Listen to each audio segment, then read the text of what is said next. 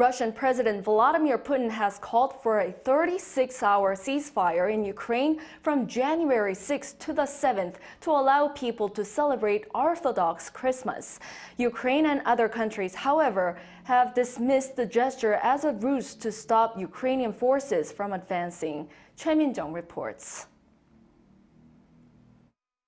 Russia has announced a temporary ceasefire in Ukraine for Orthodox Christmas.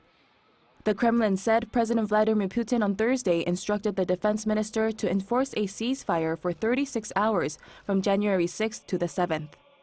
President Putin called Ukraine to declare a ceasefire as well so people have a chance to attend services.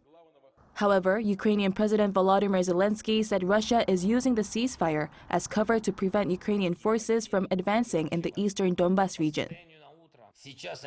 They now want to use Christmas as a cover, albeit briefly, to stop the advances of our boys in Donbas and to bring equipment, ammunition, and mobilized troops closer to our positions. What will that give them? Only yet another increase in their total losses. President Zelenskyy said there can be no ceasefire until Russian soldiers leave or are thrown out.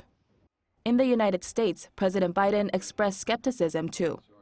I found it interesting. He was ready to bomb hospitals and nurseries and churches, and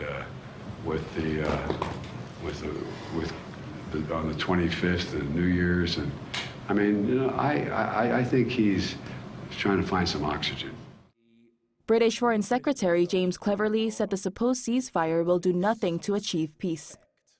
Meanwhile, on Thursday, the U.S. and Germany announced plans to ramp up military support for Kyiv.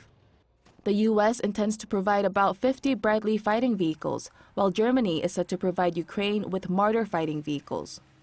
These heavily armed armored vehicles are used to move soldiers around the battlefield. Choi Min-jung, Arirang News.